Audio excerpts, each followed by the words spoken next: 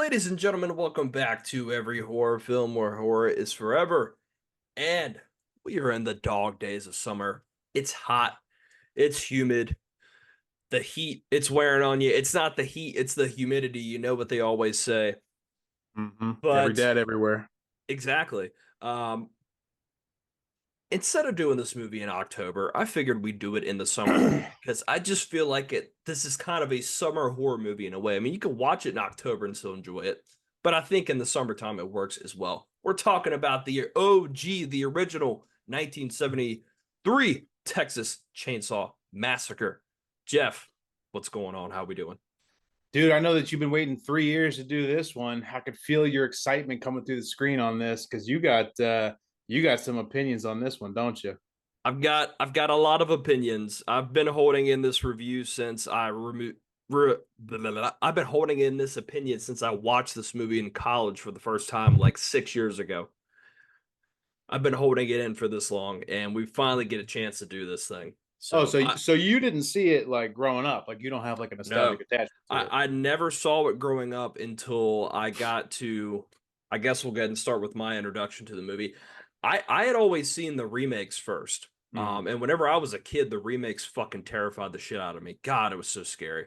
Um, and we're not talking about the sequels, but just a quick note. I do enjoy the sequels. I know you like them as well. For the most part, I think they're actually pretty good.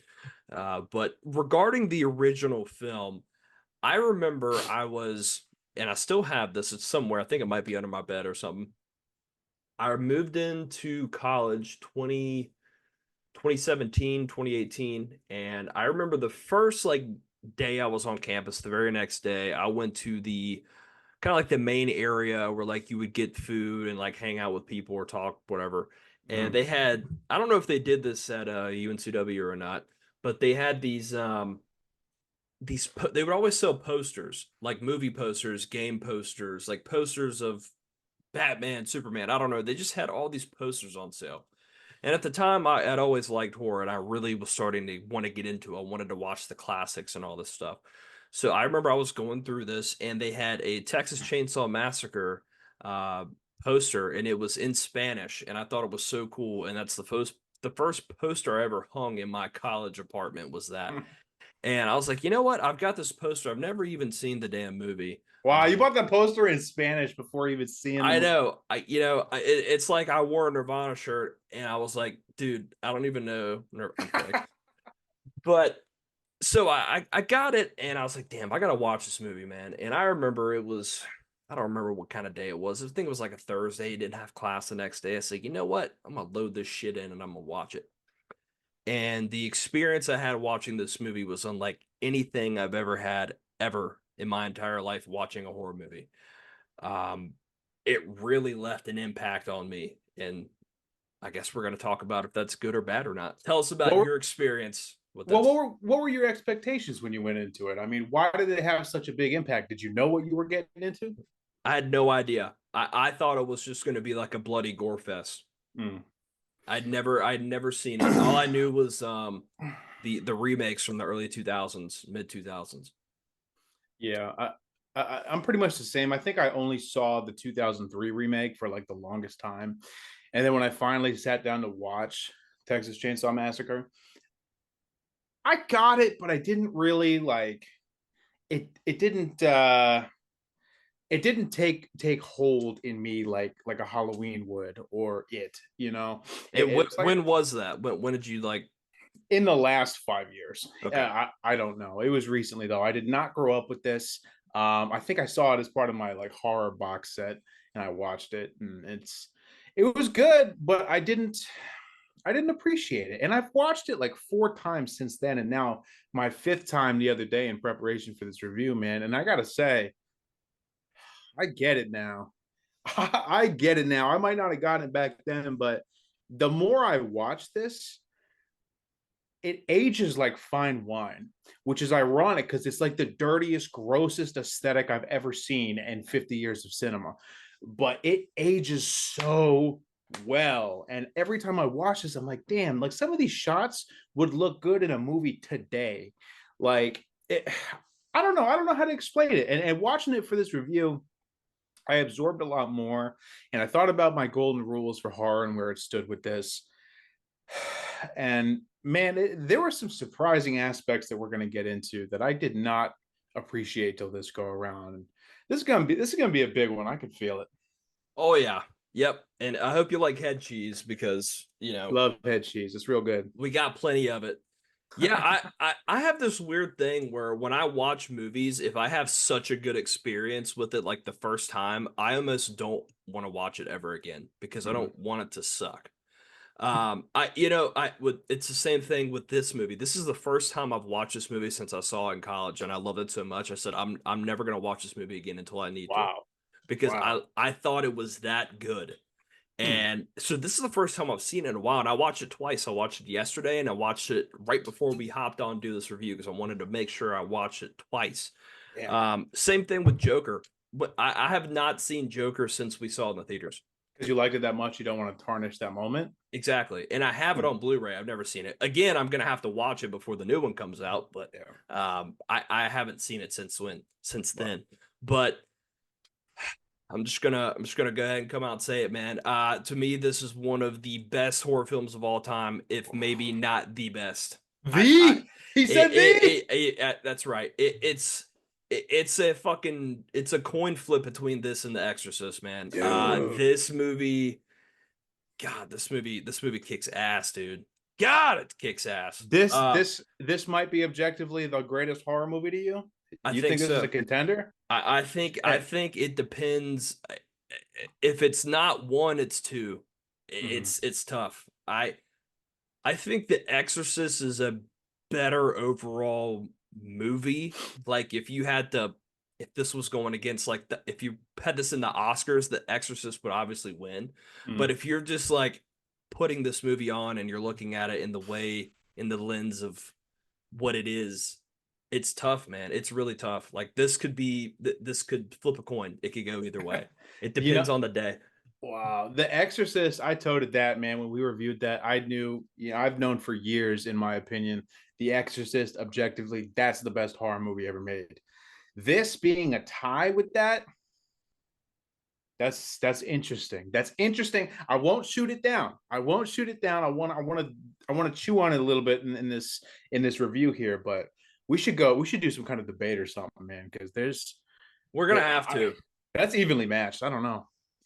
So yeah, back to my before we even get into the movie, we're gonna talk about all this stuff before we even get into the fucking movie. So strap down, get you some head cheese, and just get ready to listen. Have you ever in your life have you ever smelled a movie through your TV screen? Dude, not till now.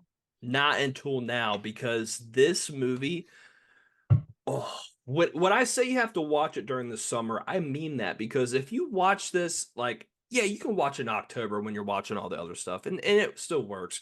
But if you watch this movie right now when it's constantly in the 90s every day, even if I mean, we're in North Carolina, if you're in Texas or somewhere else, it's even Mm. hotter. It's probably in the triple digits some days. Watching this movie and just seeing what was put into it, the dead animal carcasses, the bones, the heat, the actors didn't wash their clothes because they only had one set of clothes. They didn't that they would film these scenes and they would throw up outside and they would come right back to filming in this triple digit weather. And these guys barely made a dime off this movie. They barely made a dime off of this movie, and it's just one of those movies where the story behind it, it's like The Exorcist, it's like Halloween. The story behind it is almost as good as the movie. And it's one of those where I just like talking about that sometimes instead of the movie because it's just so interesting to me. But when you put this movie on, man, and I think I've said this in previous reviews before leading up to this, I have never wanted to take a shower after a movie. Now, this movie here, maybe not as much as now that I've seen it a few times, but the very first time I saw it, I was like, holy fuck, I'm disgusting. I need to go take another shower before I go to bed because, dude, this movie, man, it feels like you're in the 70s in Texas and it's hot as shit and you're just in the middle of nowhere with dead bodies, dead dog, cat, armadillos, anything around you. You can smell it. You can smell it. You could feel it, man. You could feel it emanating off your TV. I know exactly what you're talking about, dude. I watched this in an air conditioned house, 70 degrees, and I still like felt like I was getting swamp ass just looking at it. Like this old, like shacked up house in the 70s, no electricity. You know it's drafty as all hell. It's in the middle of Texas. I think it takes place in August, if not July.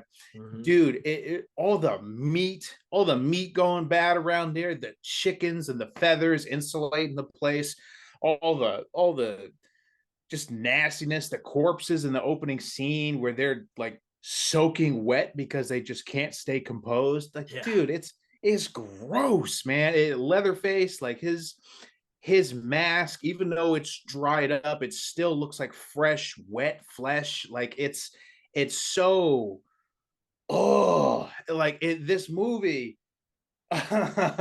this movie is horrifying to all five senses. All five senses. No movie gets atmosphere, at least no horror movie gets atmosphere better than this. Yeah, I mean, this movie does a lot of different horror-esque things. I mean, you've got body horror, you've got the psychological aspect, you've got atmosphere, you've got so many things. I mean, you've got the slasher component to it in a way, even though this movie isn't really a slasher. I mean, you've got all these things going for it, and just the way it's shot. And I tell you what, dude, it just seems like it seemed like back in the day at least, the less you had, the better shit was. It's like, you know what? We got a group of people, we got a 16 millimeter camera, and we got $5 to shoot this movie. Let's do it. And it just adds to it, man. It's the same thing with this. It's the same thing with Halloween. It's just, these movies with these low budgets, they just, back in the day, man, they got it done. And it just, you can feel it through these movies. Exactly.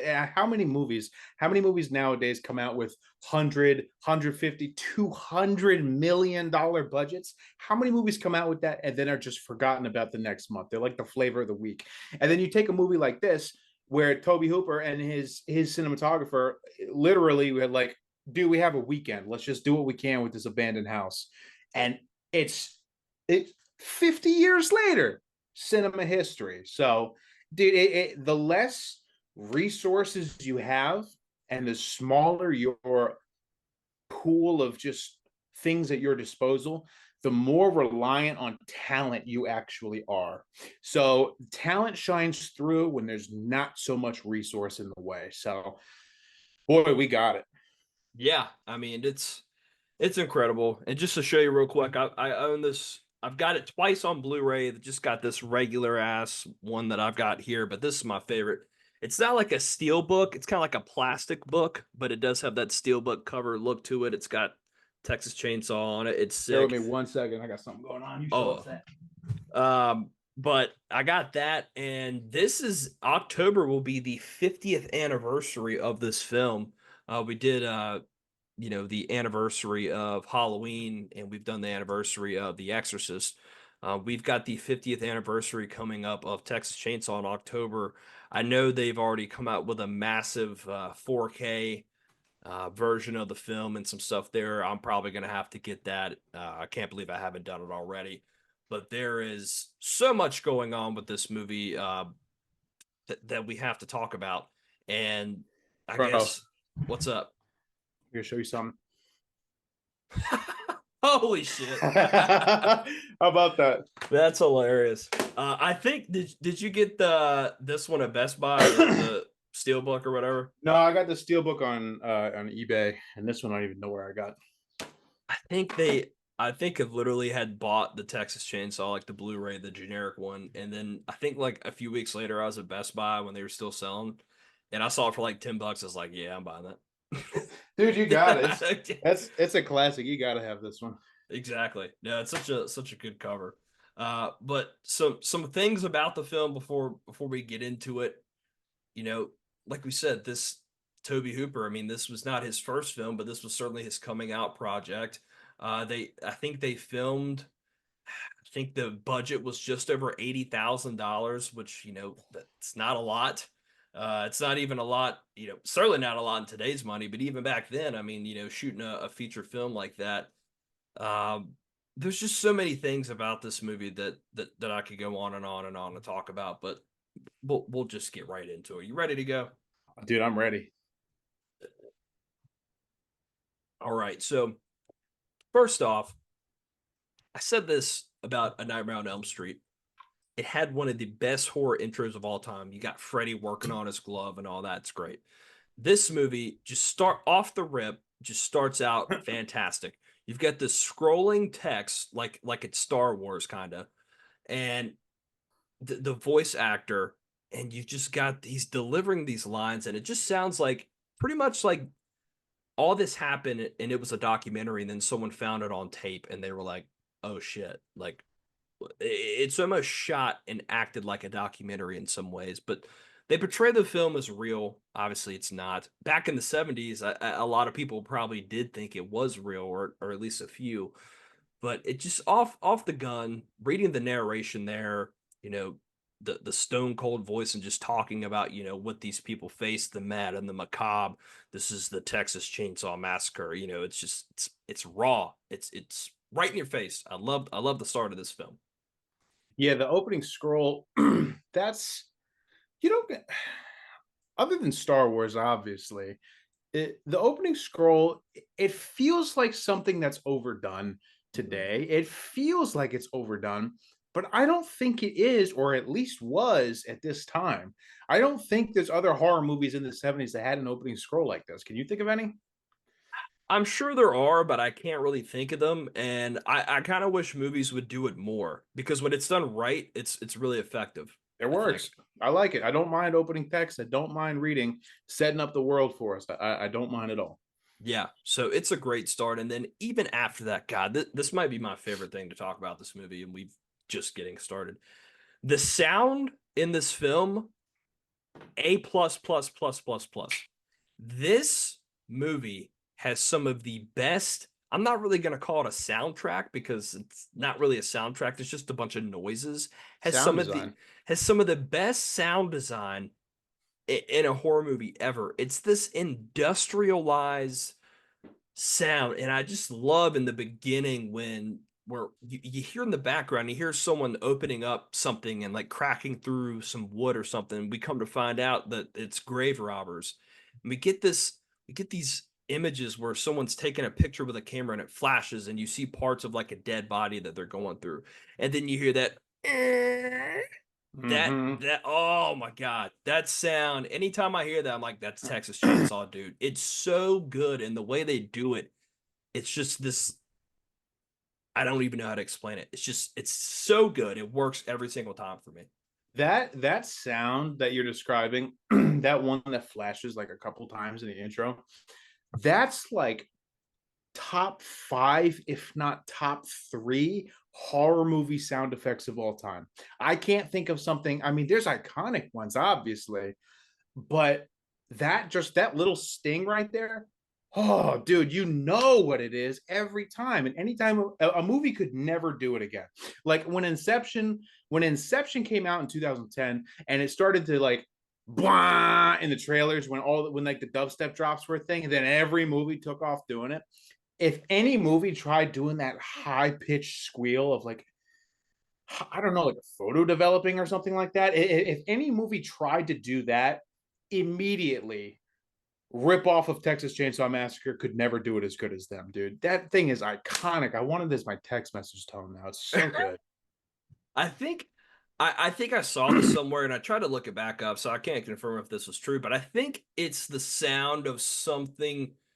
I think they got sounds from like a slaughterhouse and they manipulated it or they mess with it or something like that. I'm not sure where they got the exact sound. I don't know if Toby Hooper ever. I saw that online. I don't know if it's true, but It's out there, whatever it is. whatever it is, it's just so good. And you get these images and you see these composing bodies, decomposing bodies, and it's just like you know. And then we get that close up of like you said, the corpse just in the middle of the heat, just looks like it's sweating and it's just oozing and it's tied up around this like uh cemetery headstone monument thing or whatever, and it zooms out and it's just you're in the middle of the heat and it's just like damn dude, like you just you smell it, you feel it. You're like, we are in the middle of Texas, and there's some fucked up shit going on.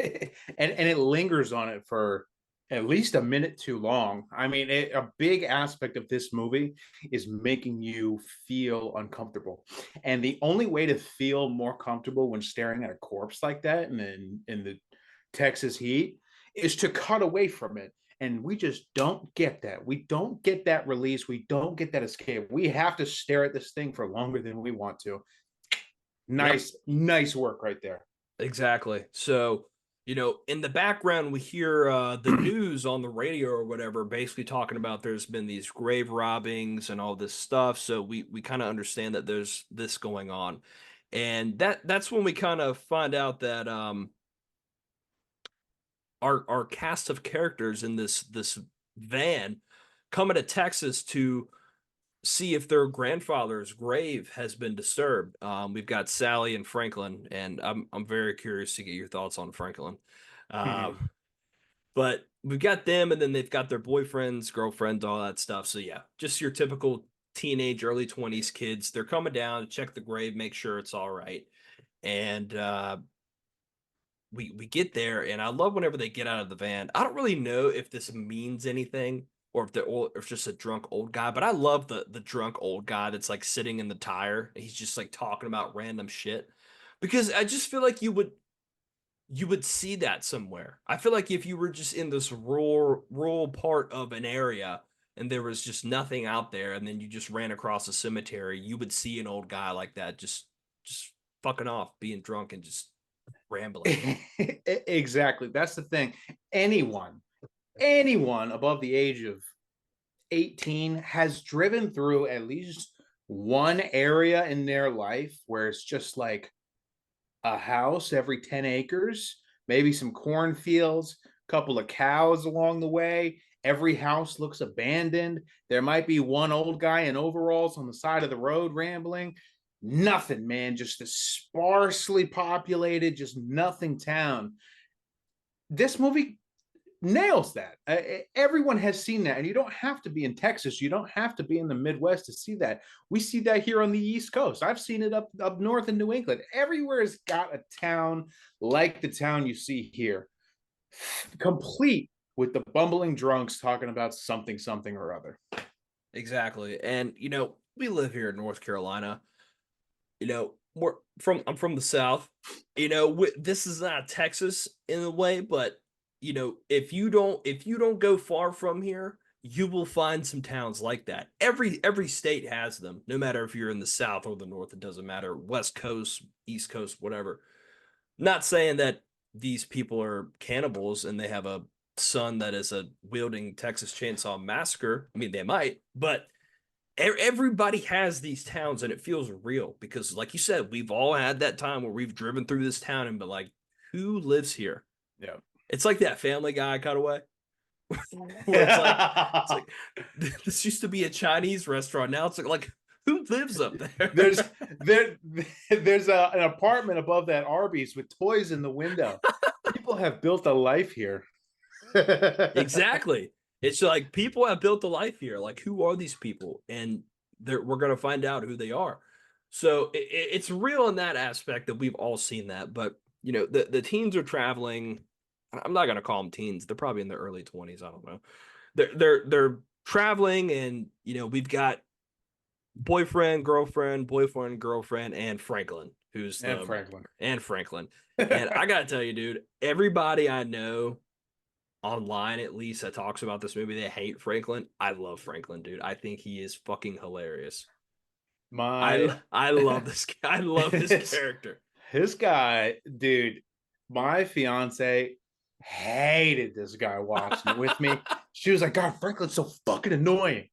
Dude, he's not even comic relief. It's just like, what is this guy talking about, man? Like the most coherent, incoherent person in the group, man. And no one else had a real personality, but Franklin, he's got something to say at all times. He he purposely acted that way, and apparently he never got out of character throughout the whole filming Oh of my this god. movie. He was a method actor, and he never got out of the wheelchair. He never stopped acting like Franklin, and apparently the whole cast basically hated him because they were like, "Dude, you were so annoying. Like, you got to know when to turn it on and off." But he was no, that's just the way he was trained. He's like, "Nope, I'm going full blast the whole time.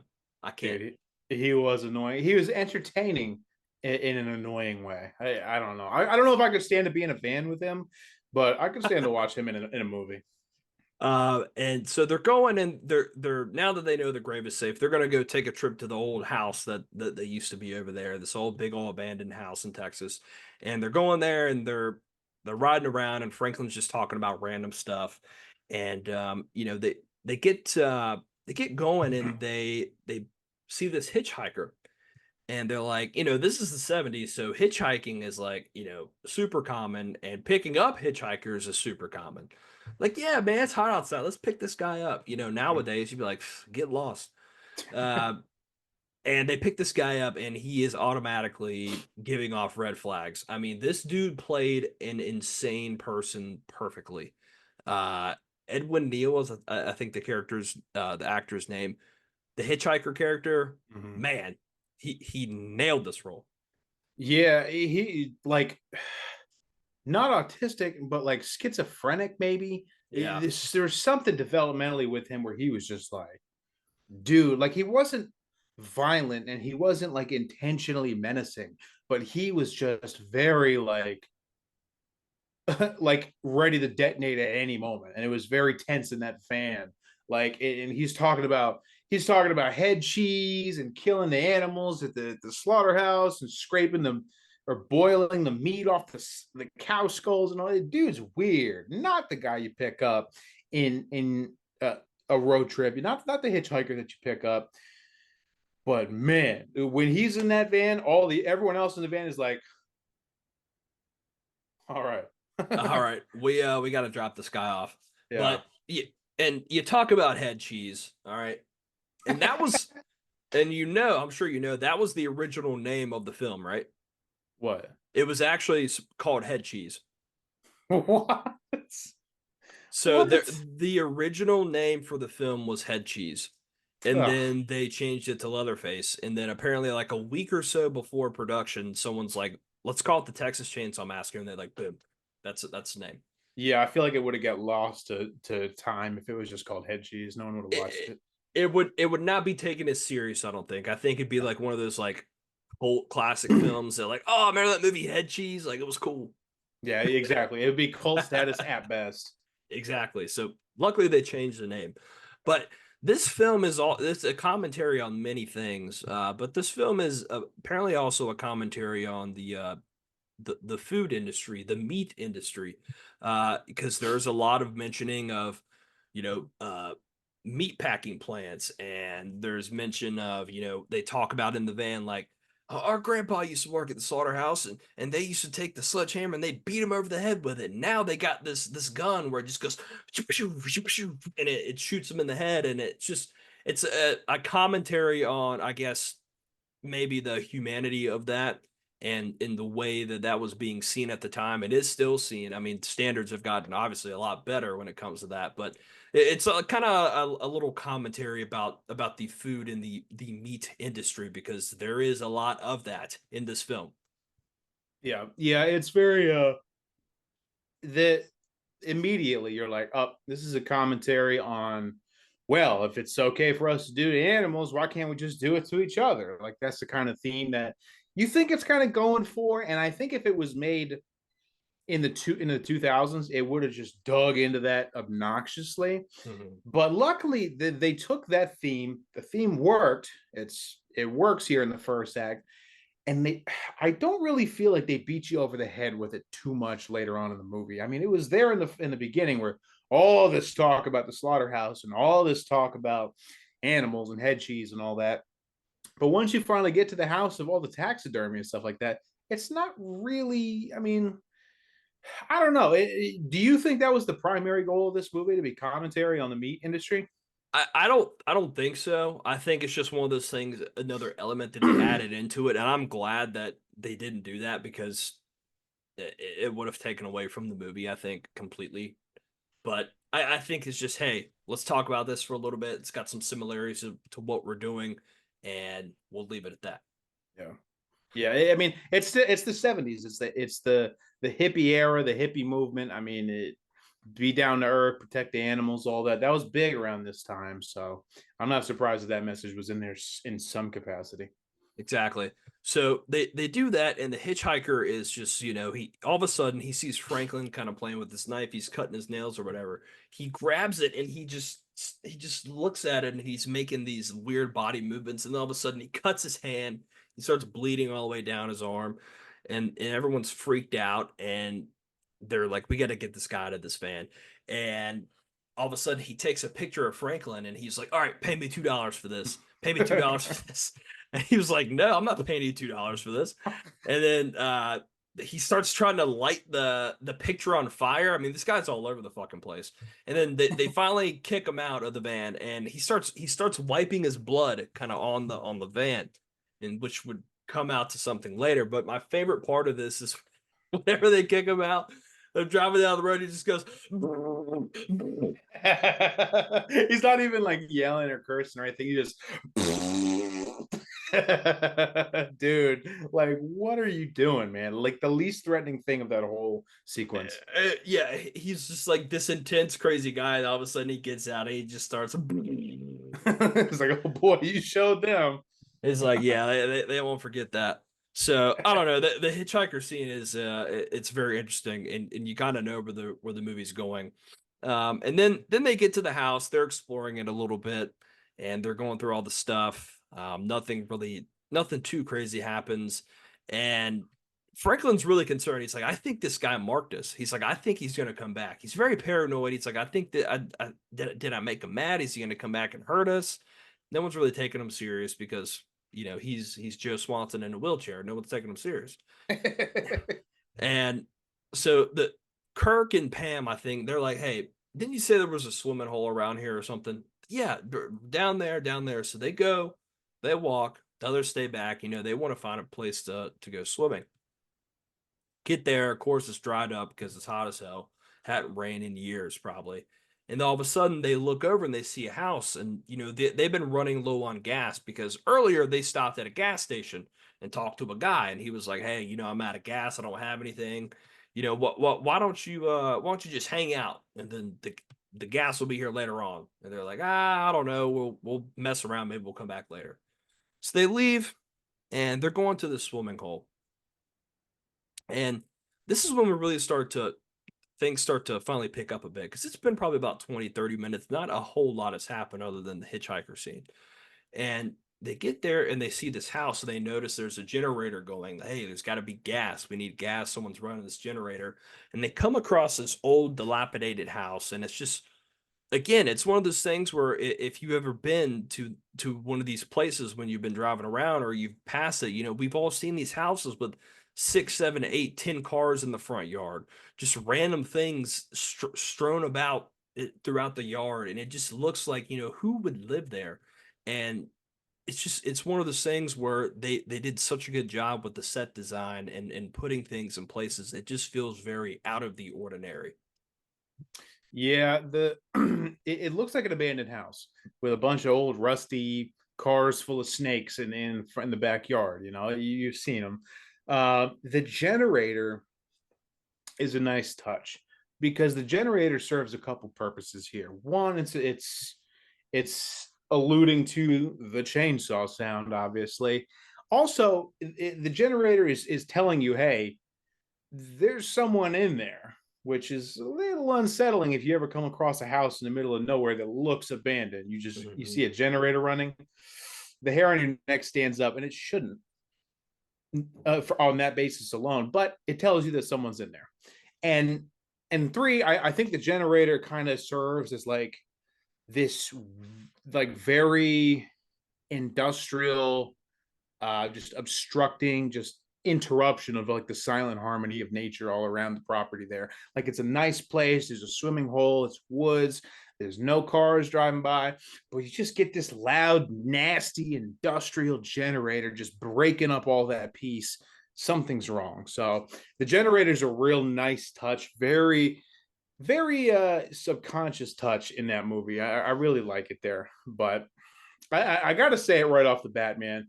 My least favorite aspect of this entire movie, and it started with the hitchhiker picking up, is how fucking stupid these people are.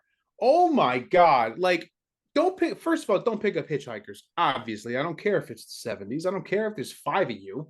I don't care if it's 100 degrees out. Don't pick up hitchhikers ever. That's it. Nothing good ever comes of it. But to find this house, to see evidence of someone currently being in there, aka a running generator, ignore all the other clues, ignore the abandoned cars, ignore the boarded up windows, the messy property. Just you're gonna go up there and yeah, you knocked, and then what? You walk in? Idiot. It's stupidity all around. I don't know, man. Did you feel like these characters were just over the top stupid? Because I did. They were. I think it's probably the biggest thing that my biggest dislike about the movie is the acting and the overall stupidity of the characters. I get it. It's the 70s, it's a different time, it's not uncommon for you just go knocking on someone's door, maybe you walk in, hey, are you home? Like, hey, I'm out of gas. I guess back then it just was a common thing. Nowadays, if someone comes knocking on your door asking for gas, you're like, I'm calling the police, get the hell off my house. Dude, you're getting shot. Like, Exactly. I mean, yeah. So I definitely agree with that. And the characters aren't the smartest at all. They don't do the smartest things. They don't make the best decisions, as we'll get ready to find out. So yes, I do agree with you. yeah. That was just my biggest gripe, and it started with the hitchhiker, but it just got exacerbated with walking in the house. Like, why would you do that, man? I don't know, but that's what you get. That's what you get. I forgot to mention this though. My favorite line of this whole movie is I texted it to you earlier. Whenever they pick up the hitchhiker, Franklin goes, "I think we picked up Dracula." Just like the way he says it. I don't know. I just thought it was so funny. So Franklin. he's the best. So they pick him up and they're going to the house. They're going out looking around. Franklin's in the house, like scrolling around on his wheelchair. He's like, if I have any more fun, I'm not gonna be able to take it. I'm not gonna be able to take I'm not gonna be able to take it. And then he starts doing the thing too. Everybody here just doing that thing. It's just hilarious. So we get to that, and so all of a sudden they go up to the house, and this is when things really get interesting. They're knocking on the door, trying to, hey, is anybody home? Anybody home? it. Anything like that? And Kurt goes inside the house. I don't know about you, but if I ever walked inside a house and I saw tons of deer heads, antlers, hides, fur, you know, I'm not walking in there because you could end up like something on that wall. And what happens? One of the best horror opening introductions to a character ever. He hears these squealing noises. He's like, "What is that?" He walks in this little doorway, and all of a sudden, Leatherface just shows up. No noise, no nothing. Just bam with the hammer, drops him dead, and he just starts moving around, convulsing, and he just smacks him and he slams the door shut, and you just get that noise. It's like, oh shit. Exactly. Now, keep in mind, this is 73. The slasher genre was about to explode. It hadn't exploded yet, right? I mean, it Mhm. really took off with Halloween. This was even, I think, like right before Black Christmas. So Yeah. the slasher genre was in its fetal stages at best. So you knew something was going to happen in the house, but you didn't know what exactly was going to happen in the house. This hulking dude with a very bizarre skin looking mask around his face, who is obviously squealing like a pig and wearing a butcher's apron, comes out and beats a guy with a hammer. Forget about it. You know what? You sold it to me. You sold it to me. I'm never ever going to walk in someone's house ever again. I promise you that. Not going Never. to happen. And I'll tell you what, when he does pop out in the hallway, it's on the case. I don't know if you can see it. Yeah. This shot right here, the red hallway with the taxidermy behind him and the shadowing on Leatherface's mask and just the composition. Yeah, you have it. The composition on that shot. It's a 2-second shot of panning up with Leatherface, but that shot looks as good as any movie shot in the 2020s. I swear to God, the coloring, the shadows, the lighting, everything about it. That is one of my favorite horror shots of all time, even surpassing Michael standing on the porch across the street. Man, that is. Really? It might be because red's my favorite color, but dude, the cinematography and the composition of that shot. I rewound it, I paused it, and I just looked at it for a second, man. It's so good and it's so timeless. It aged perfectly. That's like a shot you could make on your cell phone today and still almost get it as good. You're right. No, it is a great shot, and the cinematography in this film is fantastic. I mean, some of the shots they got and the way they were able to capture things and the way things look, fantastic. Again, you're right. It's just a quick few seconds, and you just see him raise that hammer, and then it cuts, and it's just boom, great stuff. He gets him, slams the door, and then you're like, oh wow, okay, it's going down. What is happening? And the first time I ever saw it, my jaw almost hit the floor. I was like, wow, okay, Yeah. this thing's getting going. So then we get the other shot, another very much talked about shot. It's Pam is walking to the front door, and then you get the shot underneath where it's coming underneath the swing outside. Another great shot that a lot of people talk about. And so she's going in there. She's looking around the house. She's trying to find Kirk. And this is when we get another great scene that really, when I talk about the set design and the smell of this movie and the way that it looks, she goes into this room and trips and falls, and you basically ran into a room filled with feathers all over the floor. You've got bones, you've got skin, you've got chairs made out of bones and skulls. I mean, it's just like it is fucked up looking, and I love. It's a very grindhouse feel. And you start playing those industrial noises, and the camera's panning around and looking at it. It's not that anything bad is happening; it's just wants you to feel uncomfortable, and this movie does that, especially in this scene. Mm-hmm.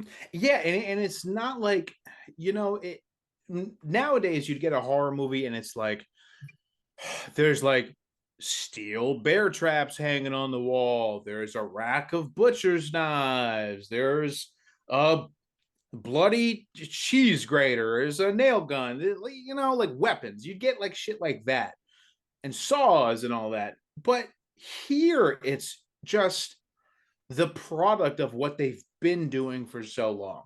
You see the fruits of their labor. And it not only do you see the fruits of their labor in a bizarre, I've never seen a couch made out of a human skeleton before, but you get that in a very suffocating aesthetic of just like these dirty, nasty feathers floating around, this chicken who won't shut the hell up. All the windows are closed. You got heavy curtains. Dude, you can't breathe in this scene. It's almost like you're suffocating. And suffocating while seeing all of this, dude, it's like a trophy room, but it's just the den, So you don't even know what else is in the house. Immediately, your mind starts to wander like, oh, they're up to something and they've been up to it. This is not new. So, a lot of people were saying this is inspired by Ed Gein and Mm-hmm. his kills. I think he like dug up corpses and made furniture out of skeletons. Yeah, Yes, I think that would be the inspiration for it. But make no mistake, Leatherface is not supposed to be Ed Gein. It's correct. its own thing. But I don't know, man. A bone couch. That's a Man, nice touch. yeah, yeah. I kind of want one in my house. Thinking about it, Right? yeah.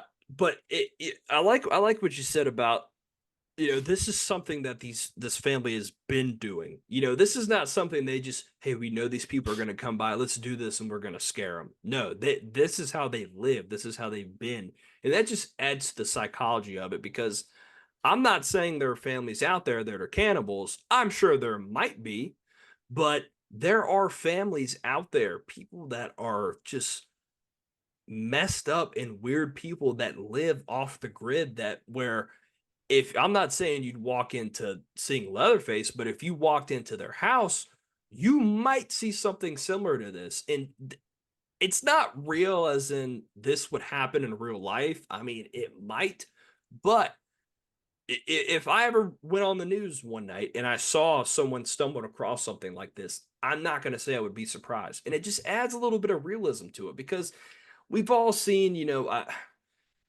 people typically, if we don't see guys walking around in masks killing people. It doesn't happen in real life. But you have seen people perform cannibalism and these things and skin people and skin taxidermy. I mean, you could see something like this happening, and I think that's why it feels real and it feels raw to a certain extent, if that makes any sense. Oh yeah, it's all very real. It's all very much this sinking gut feeling of, oh, we should not be here.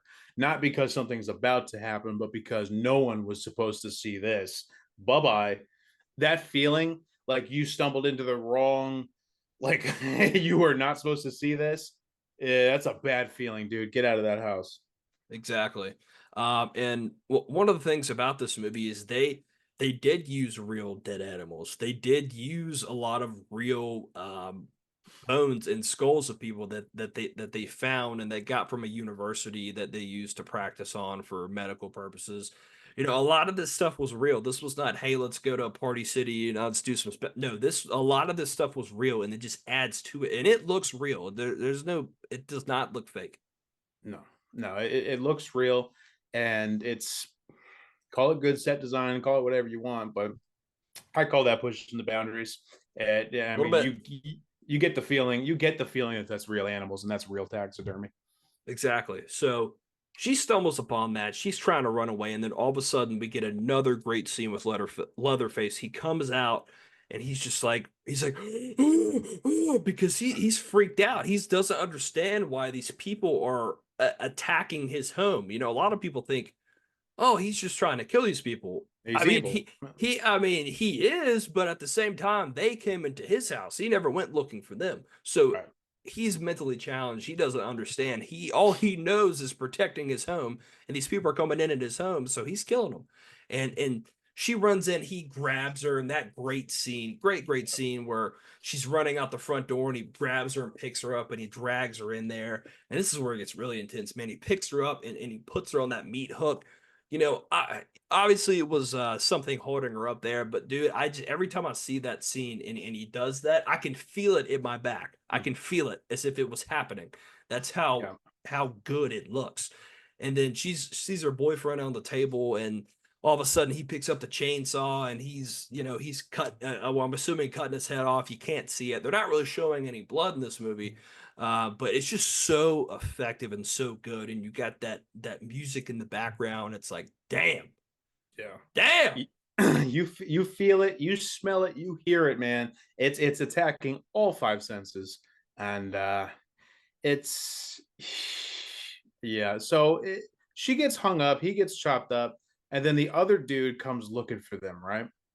Yep. Not long after that, he comes looking for him, and he's trying to find him, and he pretty much gets the same kind of fate. He walks in the house because that's what people do. They walk in the house, he looks around, and then he stumbles upon that room, and he hears some knocking going on. He's like, "What is that?" So then he goes in there in the cooler, and I don't know how you feel about this scene. It is kind of hammy, I guess, where he opens the cooler and she goes, Yeah, that was probably the goofiest aspect of this whole movie was her just "Ah!" that was dumb. I don't like that. Yeah, it was interesting. And then he turns around and we get this scene, another Leatherface. He just like, oh shit, boom, smacks somebody in the head, drops him. And it's just like, and at this point, I love this scene with him because he's freaking out because he doesn't understand why these people are coming into his home. And he goes and he sits down and he's like touching his head and he's like licking his lips and it's all deformed. And he's just like, what am I gonna do? What am I supposed to do? Like, why does this keep happening? It adds like a psychological aspect to it. It's not like, he just walked across Jason. Jason slashes him. He's like, okay, next. He's really thinking about why is this happening to him. Mhm. Yeah, it's it teeters the line between you sympathizing for him and you assuming that he's just evil. Because he could be looking at the movie, he could be looking out the window like plotting his next move. You know, he could be looking out the window waiting for more strangers to come up that he can mutilate, you know, and maybe at first glance like you think that Leatherface is planning his next attack, or he's just menacing, brooding in the corner. It's not until you think about it a little afterwards, like, dude, this is a mentally handicapped dude who probably doesn't leave the house, who has just seen not one, not two, but three strangers walk into his own house while he's home alone. He's only used to seeing dead people, right? He's only used to grave robbing and dealing with corpses. He's never seen three living people come into his house. He's all shaken up. He's licking his lips and all that. Dude, honestly, at this point, I'm going to be real with you. Leatherface has not committed a crime yet. Those are three home invaders. He just had self-defense 1, 2, and 3. And he just did it without a gun, dude. Those are some home invaders, and he just defended his property. So Leatherface is not technically in the wrong yet, if you're just looking at those instances. The cops show up. They're like, "Did you feel like your life was in danger?" He's like, "Yes." I did. I felt like they were threatening me. Don't look at the bone couch, but yes. But yeah, you don't have any guns? No, I just killed him with a chainsaw. Fuck it. I got some armadillos.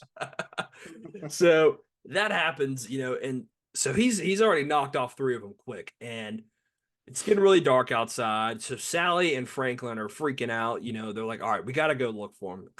The classic move. We got to go look for him. We can't just leave him. They go, and I really feel bad for Sally because she's got to push Franklin down this damn walkway in the middle of the woods with a wheelchair. I'd be like, "Dude, no, you're staying here. Sorry, No, I bring you. I'm gonna wheel away now. I'm gonna wheel away now." So they're going through the woods. They're calling out. They're looking for him. At this point, it's pitch black, and you can really see with the camera. I mean, there's not any lighting. I mean, it's basically them walking around with the camera, and it's dark. And then Franklin goes, "Wait a minute, did you hear something?" And then Leatherface just comes out, another great shot. He just takes that and shoves it right into him. And you finally see a little bit of blood kicking up this time. And it's just a great scene, a great close up of him with the chainsaw. And it's just so loud. And Sally's just screaming at the top of her lungs. And Franklin's just like, "Ah!" And he's just great scene. Great scene. Great kills, man. Great kills so far. Yeah, and Franklin gets off quicker and less ceremoniously than you would have expected. You kind of expected him to be a main character, stick it out to the end, have one last monologue. But hey, did you hear something? Dead. That's the best kind of kill, man. That's the best. And earlier that day, she had read like his horoscope for that day. It said that something's going to go unexpected today. Mm-hmm. There it is. Leatherface comes out from in the woods. Yep, that was unexpected. So kill him. Sally's running, and this is another great scene where it's really drawn out, and it's a long scene where it's just in the pitch black, her running, and she's running in the woods, and Leatherface is just behind her, chasing her with the chainsaw. And I got to tell you what, dude, that chainsaw must have the best system for holding gasoline because that shit does not stop. It does not stop. I've had not a lot of experience with chainsaws, but I don't know if one I had would probably run that long. I mean, this thing does not stop. 30 minutes tops, and you've already been using it, Yeah. So he's running around, he's chasing her, and all of a sudden they get to this one point. It's really dramatic, and then she runs into the gas station. She runs into the guy from the gas station earlier. He's like, "Please, just calm down, calm down. We go get my truck. I'll take you to the next town up. We don't got phone service and shit out here." So backs the truck up, and she's kind of looking around, and all of a sudden he walks in. She realizes he's a part of the plan, and he he beats her with a broom, and she falls unconscious with a broom. Yeah. She survived all that, but she got hit with a broom. She's like, "Oh, I'm out." Yeah, I chalk that up to the teenage stupidity too, dude. It's a wooden broom, But here's my thing. It's she's in the gas station. She's waiting for this guy, the proprietor, to come back with a truck to get her out of there. And she's looking around and she's seeing the meats because he does like barbecue in the thing. She's seeing the meats spinning around in the oven, and she's looking real close at it, and it's looking peculiar. And that's when something clicks in her head that something's wrong. So here's the problem. We, as the audience, know or can at least there's a cat back there. That's awesome. We, as an audience member, can at least assume that these guys are cannibals, right? Mm-hmm. We know that they do something with bodies, something with meat. It's human meat. He was chopping up so-and-so in the last scene. We get it. But she just left the van ran through the woods a little bit, and ended up in the gas station. It's like me going to a gas station and seeing those rollers on the grill and saying, "Oh, these guys are cannibals." That she has no knowledge of that because she wasn't in the house. So why is staring at the meat such an eye-opening moment for her? I don't. I mean, it's a good point. Um, I don't know if it's an eye-opening point for her as much as it maybe is for the audience, because in the background you can, I think there's like the radio broadcast of them maybe talking about some of that stuff, and I think it's maybe just to play up that, are they cannibals or are they not cannibals? Like, are they actually or are they not? I don't think it was for her, because she really doesn't get hit with it fully until he comes back and starts trying to tie her up. But I do see your point. But I think it may just be like they're re-emphasizing, hey, look at this. These guys are crazy. Are they cannibals? Are they not cannibals? I don't know. That's just my kind of opinion on it. Yeah, I don't know. I'll let it slide this time because she's stupid. He'll let it slide. So he comes back, beats her with a broom unconscious, and he ties her up. And I gotta tell you, dude, this movie is low key kind of funny, because he throws her in the truck, and before he drives off, he goes back and cuts the lights off. He's like, electricity will drive a man out of business. Cost of electricity, man, it's high. Even 1974 it was high. Now it's still high. It's even higher. So he drives off, and I love the little scene where he has the broomstick and he's like, "All right, calm down, calm down." He just keeps like sticking her with it. He's like, "All right, You calm down." comfortable down there? And he's Huh? like, "Yeah, yeah." And he's got this kind of like sick fucking laugh, and he's like, Yeah. he's He's just weird. he's weird, man. He really playing it up. So we get back to the house, and he sees the hitchhiker, and then come to find out they're all related. They're family. They're brothers, I guess. I think they explain it a lot more in the sequels. But they're all related. The hitchhiker's there, and he's like, "Why'd you go grave robbing?" You can hear it on the news. So come to find out, he had the camera. We figure out he was the grave robber. So they bring her in there, and we go back in the house, which we've already seen. Leatherface, he's got another mask on. He has multiple masks for different things, different skin masks for different things. So comes in there, they tie her up on the chair, and they're like, you know what? Let's get Grandpa. And we had seen Grandpa earlier whenever Sally was getting That's chased. that's right. She did get in the house. She Okay, did. so She my did. whole previous point was wrong. I forgot about the fact that she got in the house and she went to the attic and she saw those corpses up there. That's true. That's true. I promise we watched this movie before this. We I did. promise. We did. I promise. I promise.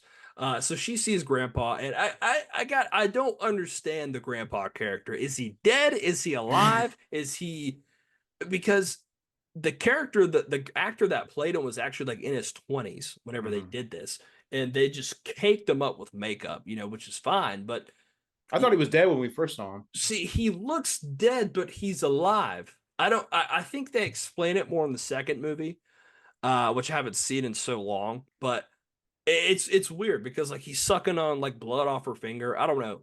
I guess he's dead, but he looks a lot older than an old guy. He doesn't even look human. He looks like fake dead. I don't know. Yeah, he's got to be like at least pushing 100 in that heat out there and just living off like human meat because he is old and decrepit, but he's alive. He's still kicking. They bring him down and surprise, surprise, this dude's alive and he's sucking the blood. So there you get kind of your confirmation that it's a cannibal family. And then I don't think it was ever really explained in this one, but at least you can kind of put together that, oh, they are cannibals and maybe he's alive through the feeding on living blah blah Yeah, blah or feeding on human flesh, something or other. I don't think any of the characters gave any exposition about the grandfather. At least I can't remember. I don't think so either. Other than he's the best killer of all time. Apparently, that's Oh. what they said at the dinner table. So they set her down, and she is get her get her thumbs. And she passes. I promise this is a scary movie. I'm making it sound like it's This something old different. man sucking on the thumb. He's sucking on her thumb. And so she passes out, and this is when we get what is a lot of people consider the hallmark scene of the entire film, the dinner table scene. And so she's strapped up to a chair, kind of like I am now, and it's made out of like arms and legs and shit. And she wakes up and she starts screaming, and the cannibal family, they're all at the table and they're all like hooting and hollering and screaming like a pack of hyenas, whatever. And they're all just really they enjoy torturing her, and we get this drawn out scene. And the first time I saw it, it just when people say something is brutal, this is my definition of brutal when it comes to Mm. watching a movie. This scene here, we get this long drawn out scene of close-ups of her face where she is just the actress who played her, Marilyn Burns. Good God, I think it took them a whole entire day just to film this scene because it was so long and drawn out. It took them a whole day of filming for just one scene. And they get these close-ups of her and her eyes, she's just like going crazy and her bloodshot, and it's just like she's got bruising on her face and she's screaming, and there's all these different camera angles. It's just like it is a tough scene to watch. The first time I saw it, I was like, dude, that is messed up. It is definitely brutal. Mm-hmm. And what I do know about filming that scene, I think it was a day, but what I do know is that it was hot and it was nasty, and I think it was Toby Hooper, or at least a cinematographer, who was talking about how like the meat on the table, it was real meat. It was all rotting and Yep. stinking up the place. And I've been on a movie set. You can't run the air conditioners while you're filming, especially not in the 70s when you're picking up on that ADR. You can't run fans. That house, it's old and nasty, and it's August, and it's Texas. It's gross. It's hot in there. The guys in between takes, they were throwing up. You could see the sweat. You can see the blood vessels popping in her eyes. It's just so gross. If you couldn't smell the beginning of the movie, you can smell this. Yeah, I mean it is, again, like I've reiterated, this movie you can smell it, and just the things that these people had to go through. This type of stuff would never be allowed today. Never, Never. no No. chance would be allowed today when it came to filming a movie. But you know what?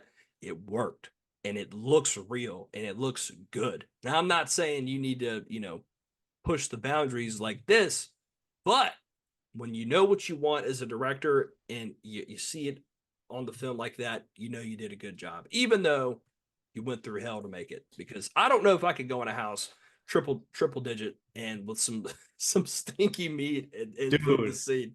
dead animals and stuff, and people screaming and sweating. And dude, look at the common denominator here. Look at The Shining. Look at The Exorcist. Look at this.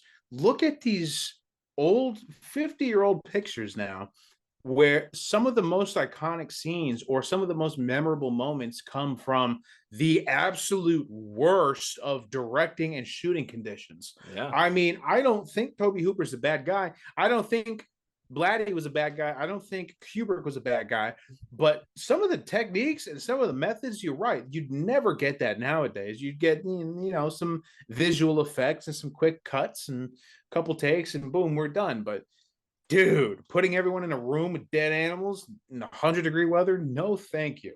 It's tough, man. God, it's tough. So I'm glad they did it because the film looks great. But Yep. so that happens, and all of a sudden they're like, "All right, we're done playing around. Let's kill this girl." Mm. And we see there's some jealousy between the hitchhiker and the cook, kind of throughout the film. The cook's kind of like the leader, and the hitchhiker's like, you always talking down on me, but I'm the one that's doing everything. I'm doing all this, and they start arguing with each other.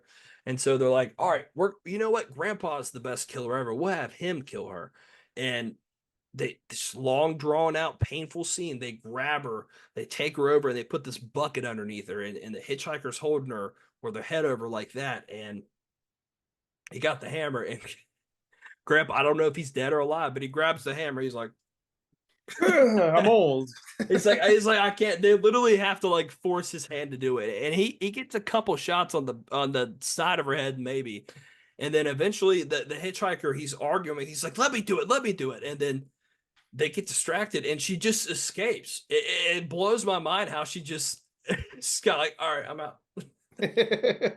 And then Yeah. she runs and jumps out the window. And at this point, it's the sun's coming up. It's probably like 6 a.m. And she's like, damn, this is my chance.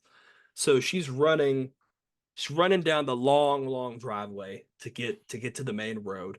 And all of a sudden, the hitchhiker's coming out with a knife and Leatherface is coming out with his chainsaw.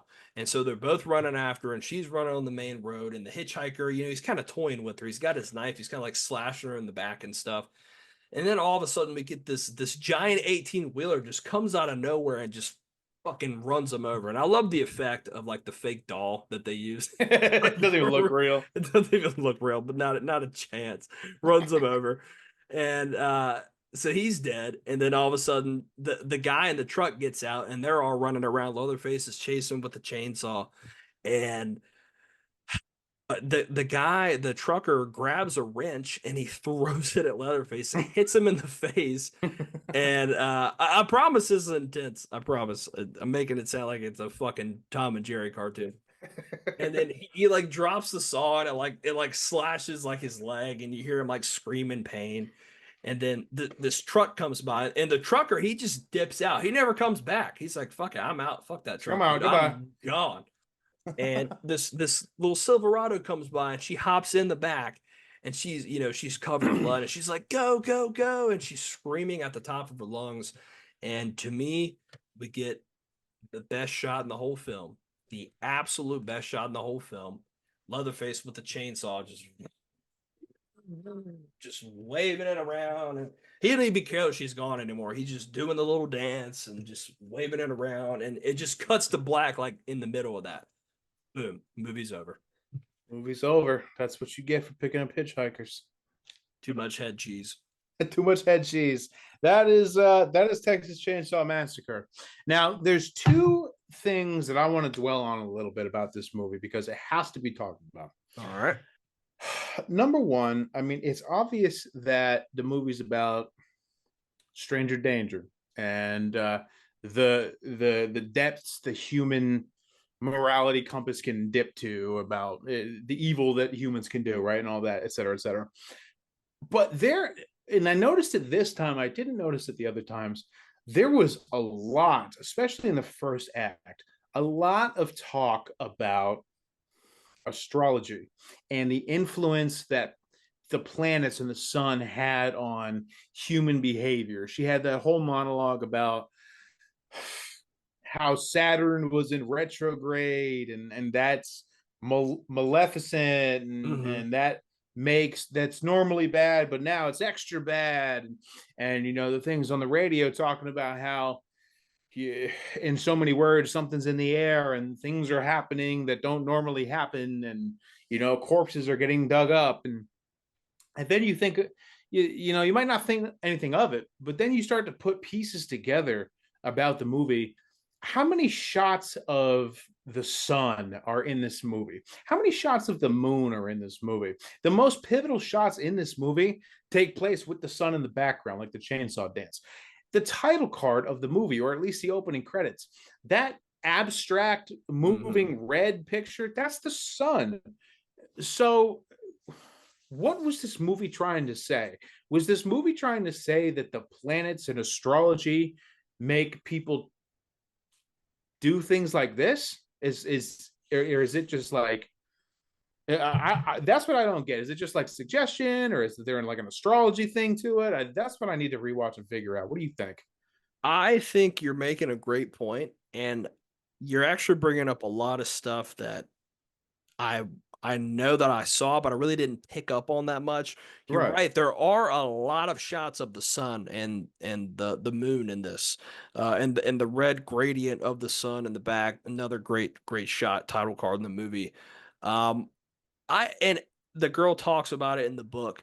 I haven't done enough research on it to see if there's something. I'm sure there's got to be something on there about that. I don't know if they maybe made a full connection of that because I just don't know. I don't know enough about astrology and things like that. But I think maybe they wanted to do something with that. but I don't know if it got fully realized or if it's something that we're just not picking up on. Because I've looked at a lot of reviews that people talk about online. I haven't really seen anyone mention it, or at least I just haven't seen someone correctly talk about it. But I mean, you are right. There is something there. I just don't know what it is. Yeah, there's some kind of like the anti-meat industry message. That's clear as day. We got that. But this astrology aspect of her reading the book and then saying, "Oh, but you're in for a bad day with a surprise twist, Franklin."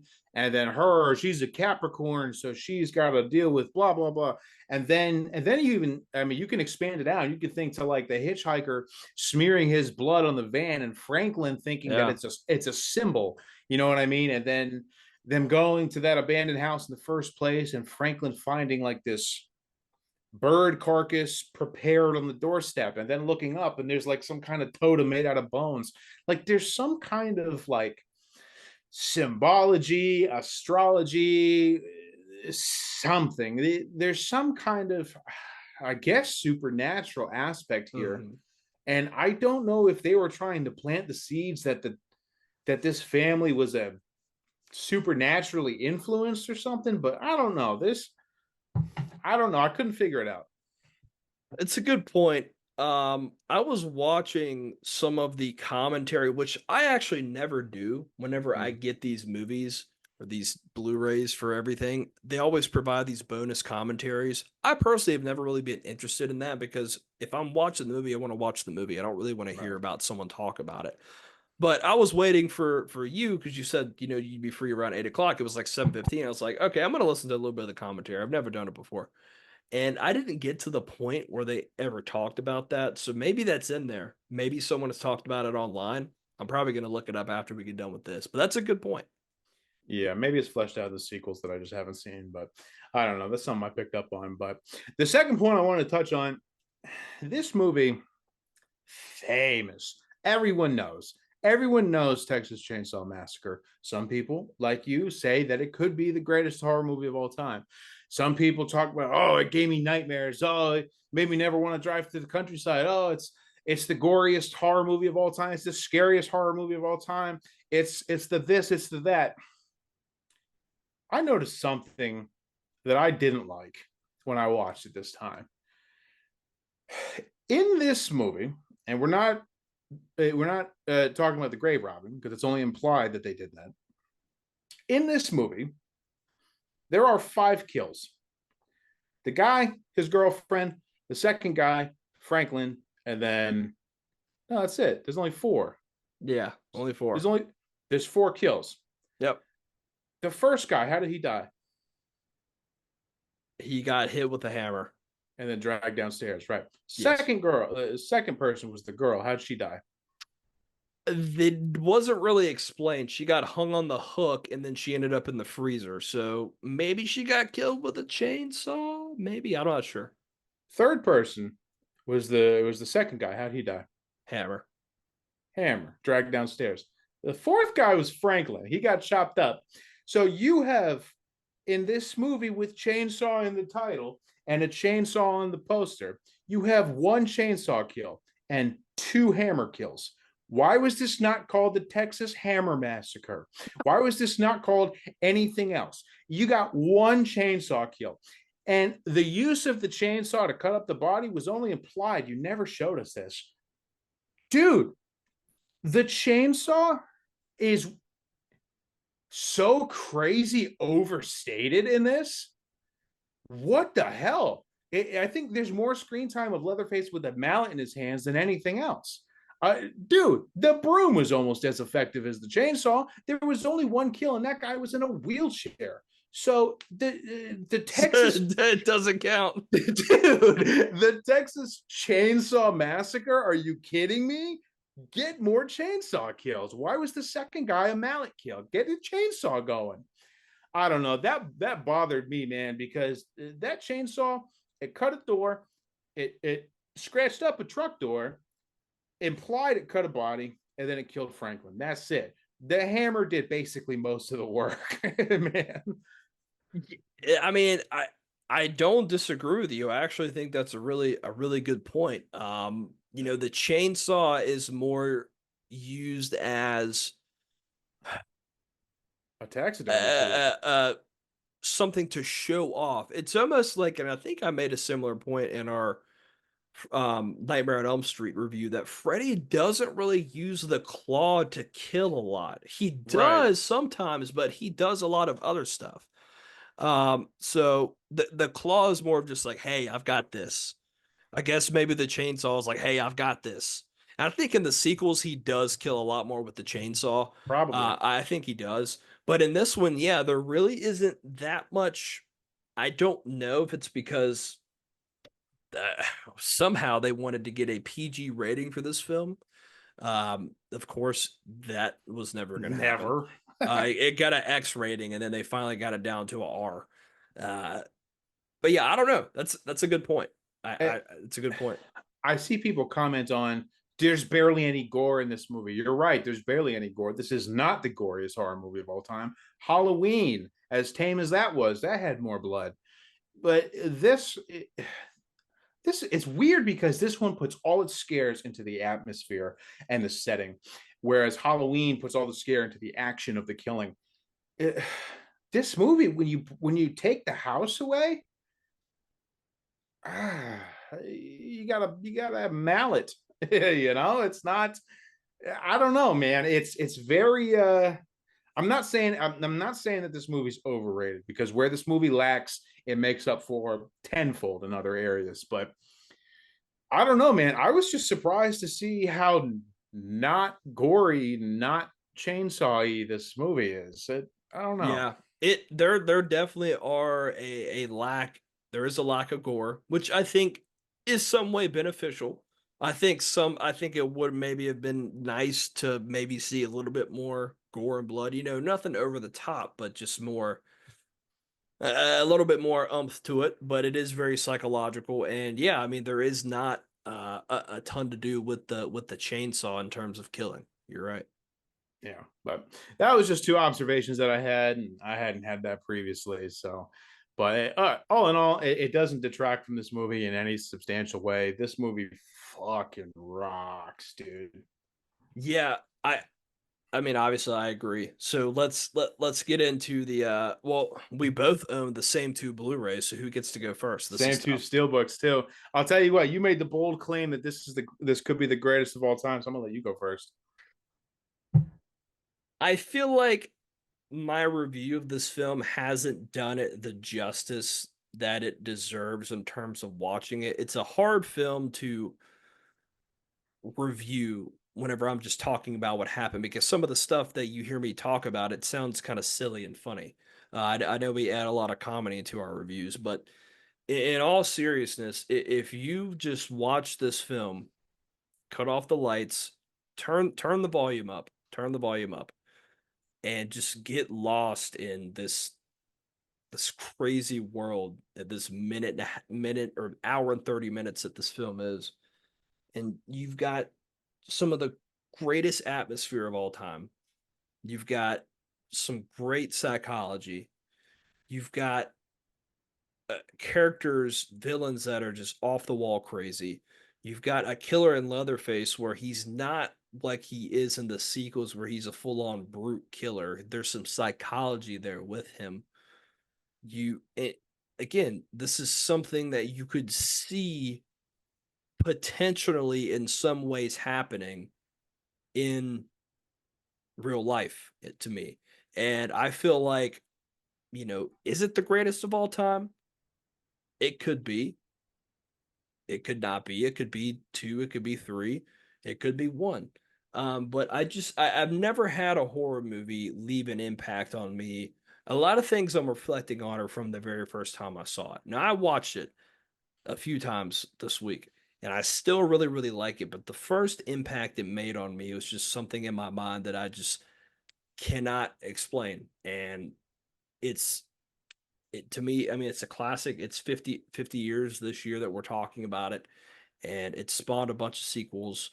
But overall, it's raw, it's gritty, it smells, it stinks. There's a stench to it. You don't feel clean watching it. You don't feel you just have to watch this movie if you've never seen it to get the full gist of what I'm saying. There's not the best kills. There are certainly some good kills, but I'm just telling you, watch this movie at night, turn the volume up, open up your window, let the heat come in because it's just one of those things. It's an experience to me, it is an experience. It's raw, it's brutal, it's long, it's drawn out.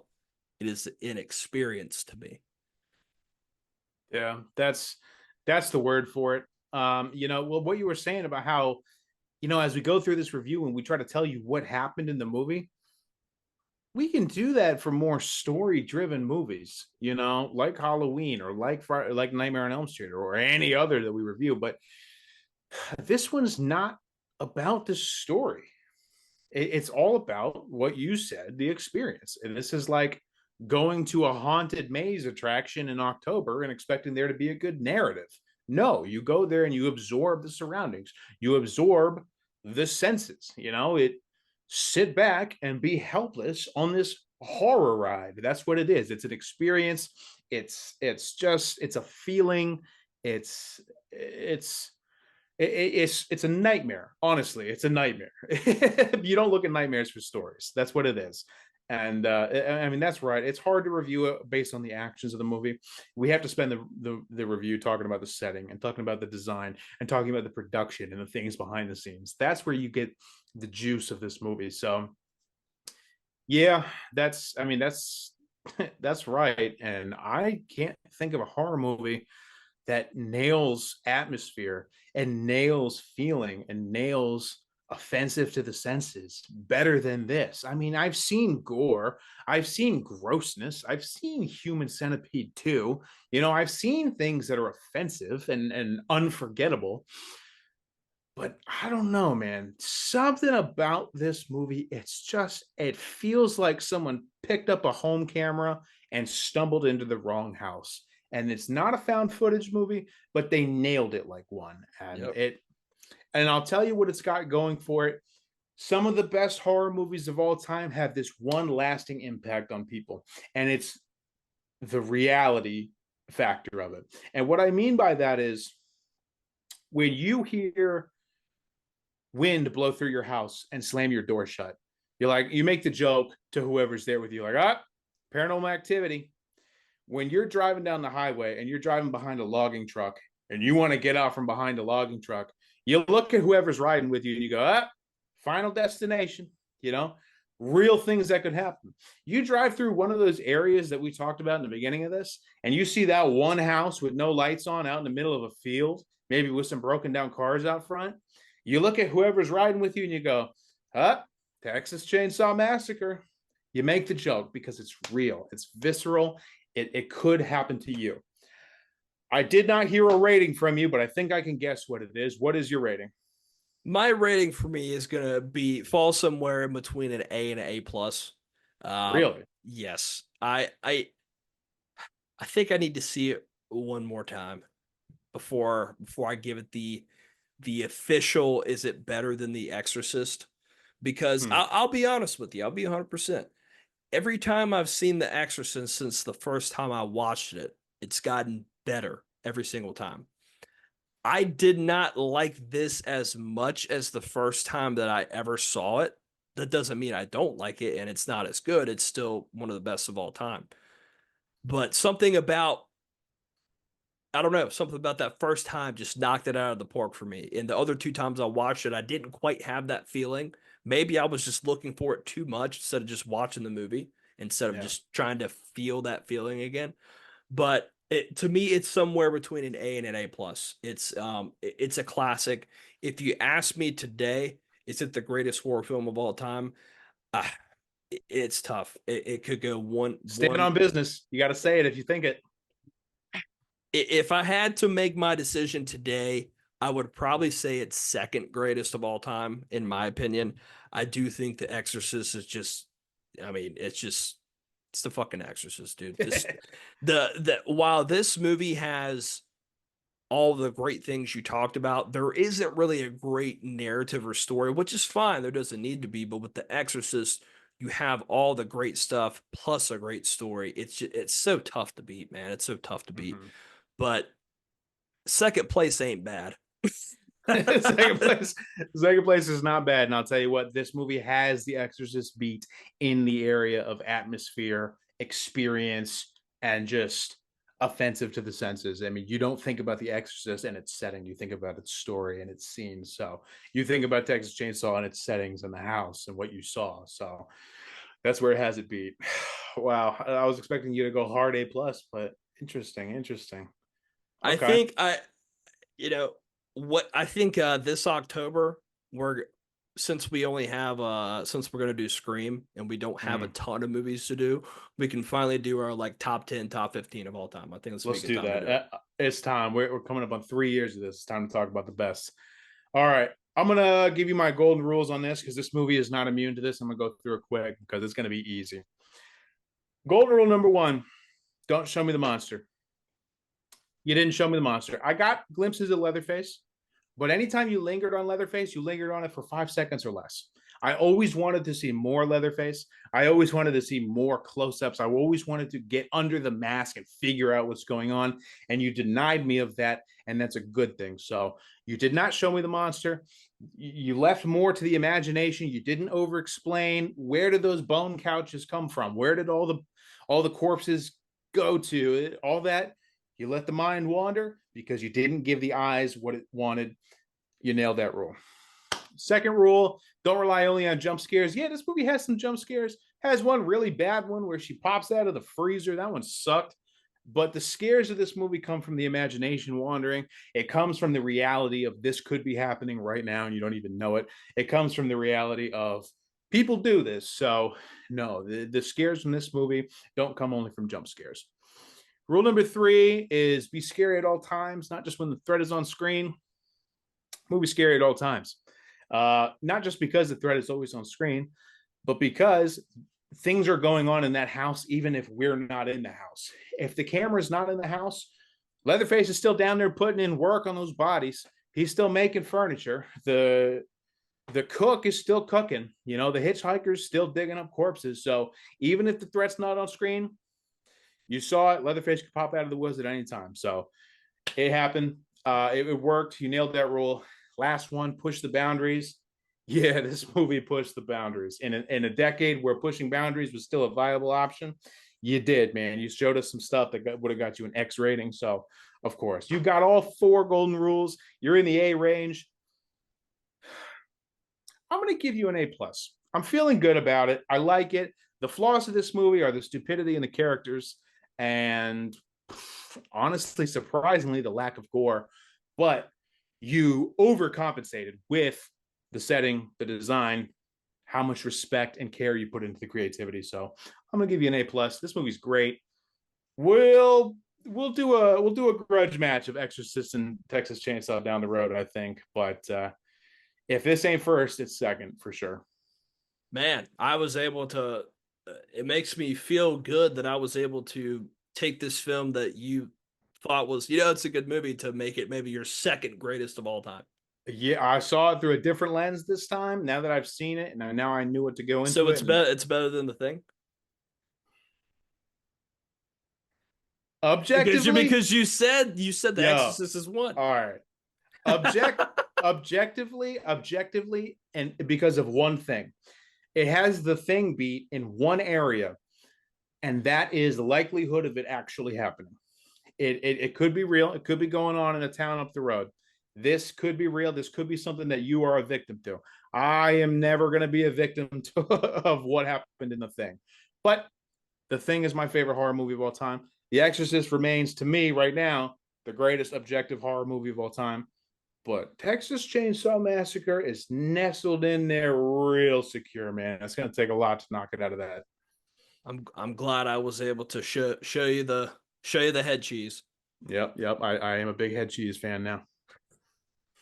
All right. Well, thank you guys so much for watching. Looking forward to more reviews. Got a big month coming up for October for Halloween. We've got some good stuff planned. We are gonna do Scream. God, it's been so long since I've watched the Scream movies. I'm excited Good. for it. It's been a while. So we will see you guys on the next one.